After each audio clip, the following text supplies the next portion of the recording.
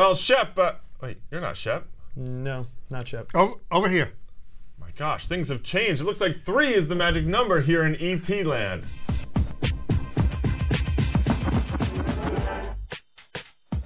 Welcome to Extra Time, everybody. I'm your host, Greg Lawless, alongside Shep Messing and the newest member of the team, Jason, the producer.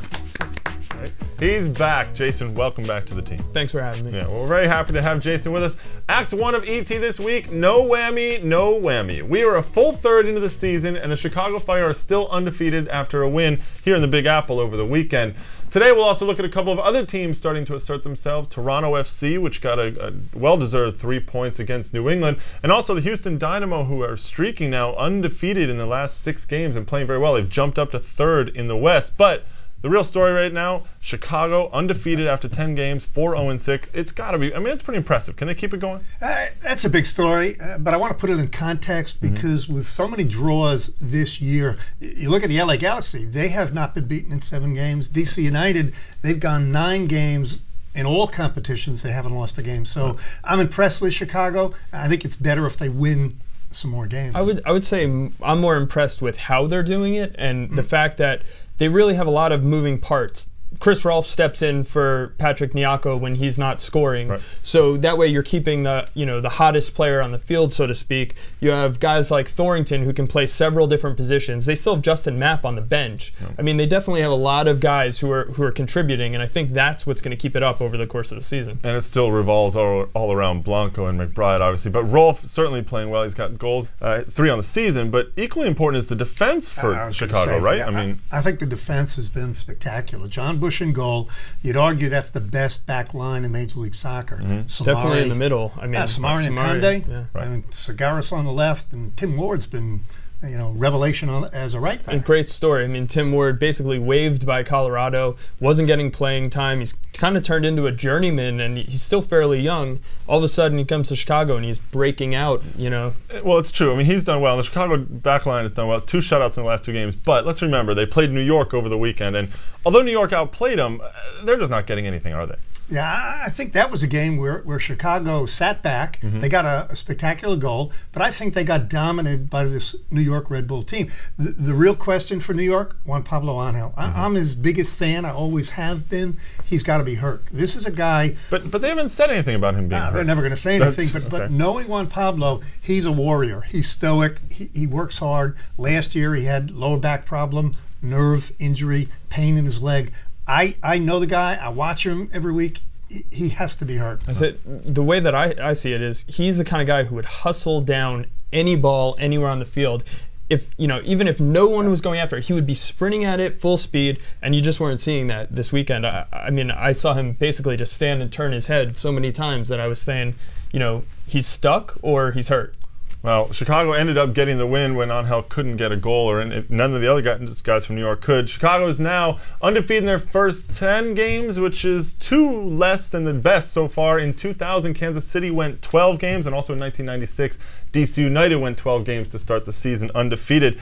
But New York actually also lost some ground to some other teams in the East. DC United struggled and got a draw at home against Kansas City. But they found a goalkeeper.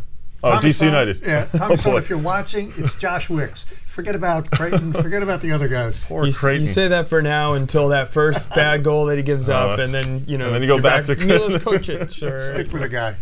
Well, Kansas City got a draw at home to West leaders Chivas USA, but the big story, really, the big major mover in the East was Toronto FC. A well-deserved win, as we said earlier, against New England, 3-1. Mauro Guevara got 2 goals. Dwayne De Rosario got a goal, but the real player on the day was Danny Dichio.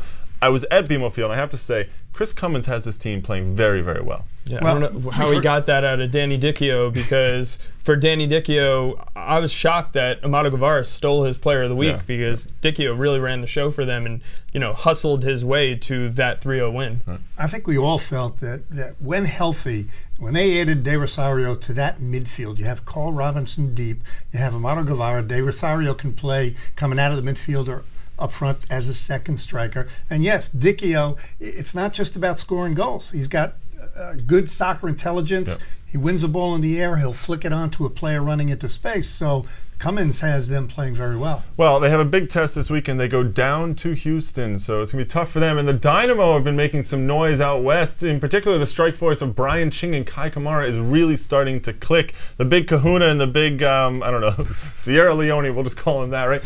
They had a goal each in a 3-1 win over San Jose over the weekend. They're now undefeated in their last 6 games. And is this the best 1-2 punch up top in MLS? Listen, that's shocking for you to say that. But think about it. There's not much else if you think about pairs, right? I'm never saying this about Kai Kamara. Brian Ching, yes, but I have to think about another tandem. Okay. They've been producing well. I will give them that. But oftentimes when you have prolific scoring up front, it's the whole team. And I think Houston's playing well again. Right. They're playing a high back line. Yep. They're good in the midfield, both sides wide. So the beneficiaries, Ching and Kamara. If they played San Jose every weekend, then they would definitely be the best tandem in MLS. I mean, obviously you could argue McBride and Rolfe or Montero and Jakwa even. I mean, there are definitely a bunch of combos out there. It just impresses me how the things that they do, Ching and Kamara, really they play off each other well. Yeah. It seems that they're both good in the air. They both hold the ball well.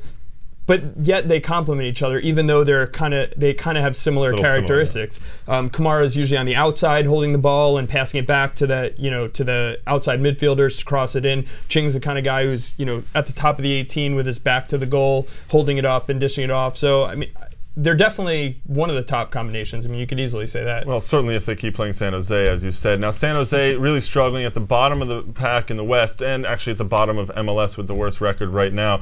Is there any chance that we could actually say that Frank Yallop, I mean, the savior brought into Northern California, brought back to where he won 2 MLS Cups, is he on the hot seat? Well, he certainly might be. I would not agree with that. Frankie Yallop did not become a bad coach. He's a wonderful coach. Right. We're a third of the way into the season, though. So if you look at the teams that are at the bottom, East and West, whether it's San Jose or New York Red Bull, who else? Dallas. Yeah.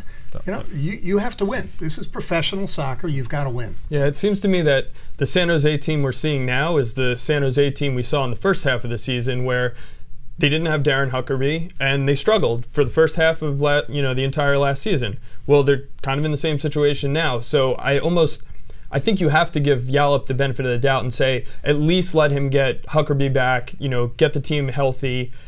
I still don't really think their back line is what it was last year. They just got Jason Hernandez back, who was a big player for them last year. But Joe Cannon having an off year. Right, yeah, that doesn't help either, right? They need some work. They need some work. Question marks. And maybe when they get some guys back, they'll be okay. That's all we have for you on Act 1. But before we go, it is Champions League final week, right? On Wednesday afternoon, Barcelona and Manchester United face off. This is going to be a massive game. Give me a prediction on who's going to win this one. Barcelona. Too difficult for Manchester United, I think, to repeat. What do you got? Barcelona and penalties, I think. After a 2-2 game, though, I want to see some goals. Leave yourself a little wiggle room. Well, I think you guys are both wrong. I'm going with Manchester United to win this one. I'm going to say 2-1 for Man U. They repeat as European champions. Join us tomorrow for Act 2, and we'll be looking at some of the teams that are separating themselves in the conferences.